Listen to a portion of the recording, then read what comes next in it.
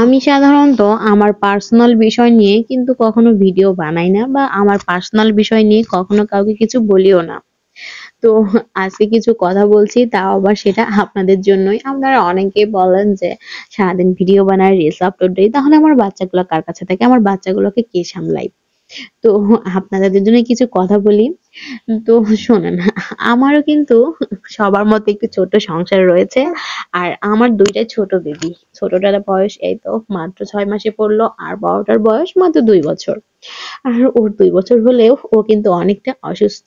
আর ওর কথা নাই বলি, আপনাদের কাছে শুধু একটি কথাই বলবো, আপনারা আমার বড় মেয়েটার জন্য অনেক বেশি দোয়া করবেন, ও যেন একটি স্বাভাবিক জীবন পায়।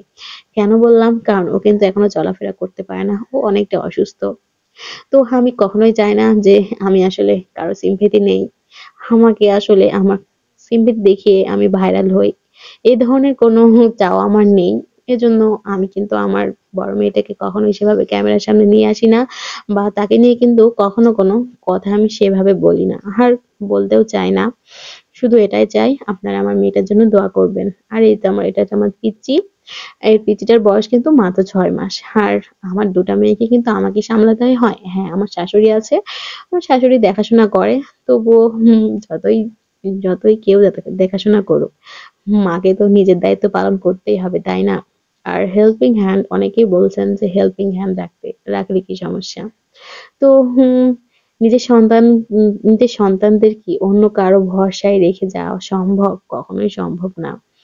আর আমার তো মাত্র ছোট্ট, দুটাই ছোট্ট। তাহলে তাদেরকে আমি কিভাবে রাখবো? কখনোই সম্ভব না আমার পক্ষে। আমার মেয়েটাকে কিন্তু আমাকে খাওয়াই দিতে হয়, ওকে গোসল করায় দিতে হয়। ওদের কিন্তু সব দায়িত্বই আমার একা হাতে আমাকে করতে হয়। আর এই ২ টা মেয়েকে সামলানোর পরে আমি যখন একটু সময় পাই, তখনই কিন্তু আমি আমার ভিডিওগুলা করি।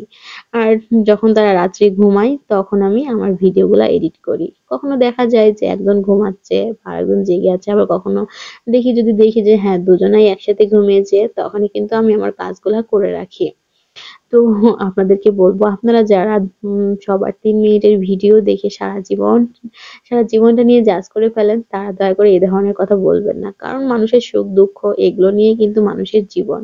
তো আপনারা ছোট্ট একটি ভিডিও দেখে কখনো এই ধরনের কথা দয়া করে বলবেন না। সবার জীবনে কিন্তু হাসি, কান্না, সুখ-দুঃখ সবকিছুই আছে।